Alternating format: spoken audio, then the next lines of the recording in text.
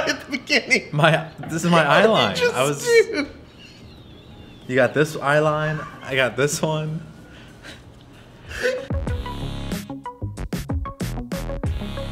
Hi everyone. This is the second episode of the Friday Q&A. I have Zabir here with me. Hey everybody. Introduce yourself. I'm Zabir. I'm one of the engineers on the team. Cool. The Friday Q&A, we answer questions that you guys send to us on like Twitter and Facebook and YouTube and all the other places. First question, system era, what is the vision for dedicated servers? 4-player, 16-player, 64-player, unlimited, question mark? That's from Austin Leeds. So, what can you tell me about that? So we definitely want to have dedicated servers. The current limit is, of course, 4. Right. And the main thing that's limiting us right now is the amount of CPU overhead that we have. When you are deforming the terrain, the server needs to authenticate everything that's happening, right?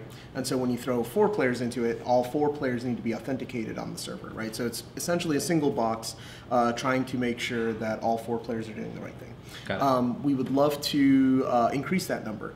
I don't think we would ever be in a position where it's unlimited.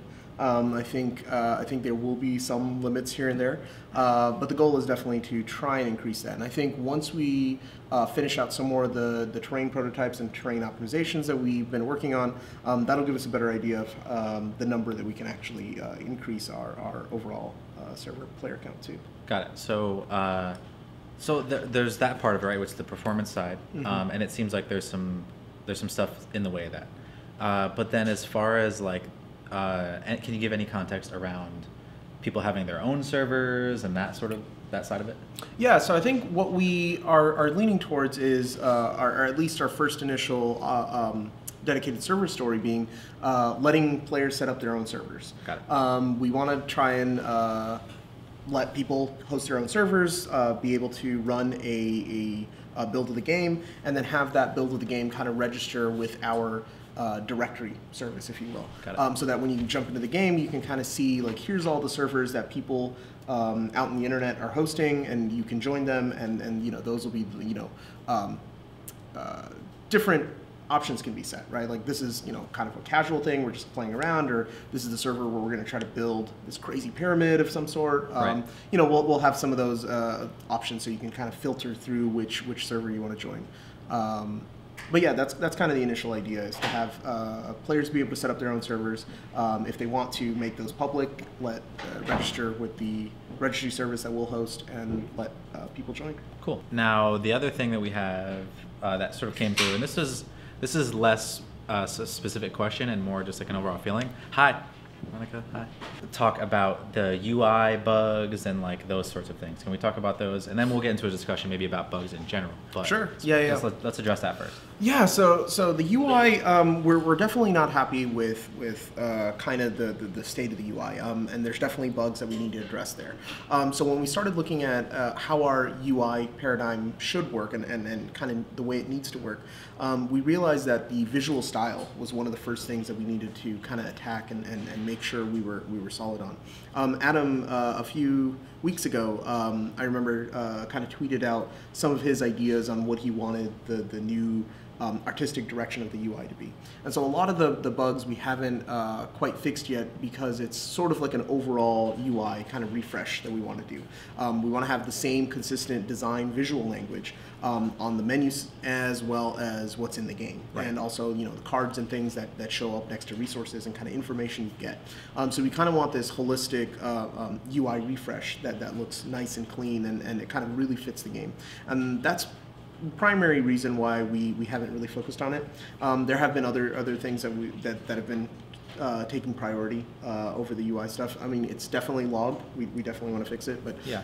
Those are the main 2 reasons why it hasn't been addressed yet. Got it. I guess that sort of leads me to a larger discussion. Is there anything else we can talk about when it comes to bugs and how we're sort of picking those things out, and which ones are getting treatment and which ones are not? Right. Yeah, I mean, an early access game is super interesting, right? It's kind of like flying the plane while you're still building it, right? And so I know at times it can be frustrating to see, like, hey, this bug that I've had for a while, it's still not been fixed. Usually what we're trying to do, and we do this on a weekly basis, every Monday is kind of the time we do this, is we look at all the bugs that have come in and everything that people have reported, and, you know, one of the things you do is of course, listen to the community and try to get that feedback back in. And we have it all in our bug database. We kind of prioritize that and see, okay, what are the things that we're working on this week that make sense to fix as we're working on those things.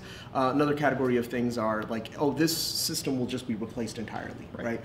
So there might not be a need to fix it immediately, right? Yes. We know that the new system is coming and that'll fix those problems.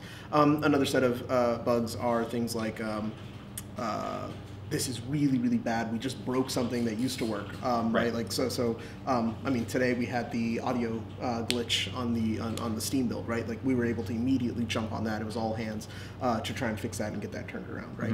So those are kind of the levels at which we look at on how to fix the bugs. The number of forum messages and tweets and everything we get, if we responded to every single one of them individually, it would just take so long. So I know it can be frustrating at times that, that hey, why haven't I heard back about this bug? They are going into a database. We are tracking them. It's just a small team that needs to slowly get through the bugs. Yeah, I think one thing so the reason why I wanted to talk about it more was this idea that there are some things right now that we could spend time fixing, but if you refresh your UI and then you end up having to add or subtract a bunch of things on there, then it doesn't necessarily make sense to go and do that because you're going to be changing it later. So I feel like that in this case, that is what's happening, and that's going to happen with plenty of things that we're looking at. So, and then regarding bugs, I think we're trying to figure out a better way to be more transparent about what is logged and what isn't. We're working on that now. I'm trying to, we'll talk to Veronica about that. But yeah, I think that's all we have for this week's Q&A. Yeah, thank you so much for taking some time out of your day to talk to me. Sure, no problem. Thank you for doing this. Okay, see you guys next week.